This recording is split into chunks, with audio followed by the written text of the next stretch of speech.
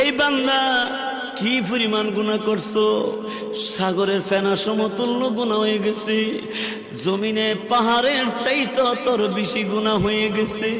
কান্দিস না, চোখের পানি ছেড়ে দিয়ে আমি আল্লাহর কাছে যখন মাপ চাইছো, আমি আল্লাহ ঘোষণা দিলাম লা তাকনাতু মির রাহমাতিল্লাহ।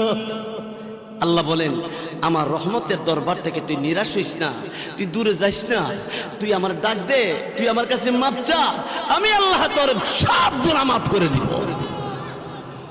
দেখেন না, আপনি 40 বছর ধরে গুনাহ করতেছেন, আজকে তওবায়ে নাসুহা, সঠিক তওবা, খাস তওবা যদি করেন, আল্লাহ ঘোষণা দিলেন 30 বছরের গুনাহ আমি এক মুহূর্তে মাফ করে দিব। আরো জোরে কন না। আল্লাহ কি বলেন? ইন্নাল্লাহা ইয়াগফিরুয যুনুবা জামিআ। দেখছেন, সব গুনাহ মাফ করে দিব আমি। সুবহানাল্লাহ জোরে। কবিরা করেছিস, সগীরা করেছিস, কবরে করেছিস, আর আজকে যখন বলেছ লা ইলাহা ইল্লাল্লাহ, আল্লাহ তুমি ছাড়া কোনো মাবুদ নাই, তুমি আমার রব, তুমি আমার সব। প্রভু গো, এতদিন পর্যন্ত অতীতে যা গুনাহ করেছি, বর্তমান যা গুনাহ হয়ে গেছে, ভবিষ্যৎ আর করব না।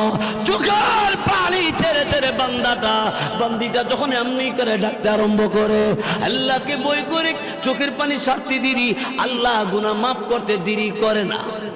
সুবহানাল্লাহ জোরে কথা। উনি হইলেন আল্লাহ। জোরে বলেন কে?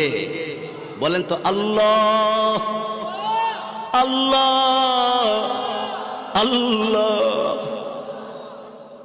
এক হাদিসে আল্লাহর হাবিব কি বলে শুনে, قال النبي صلى الله عليه وسلم التائب من الذنب كمن لا ذنب له। সুবহানাল্লাহ জোরে কথা।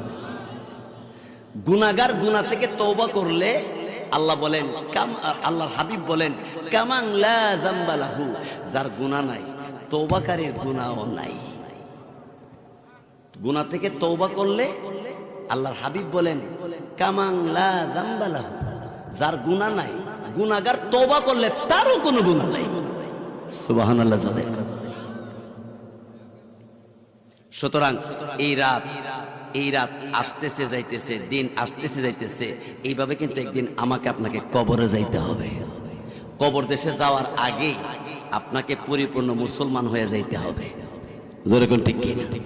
এক আয়াতে আল্লাহ বলেন, ইয়া আইয়ুহাল্লাযীনা আমানুত্তাকুল্লাহ,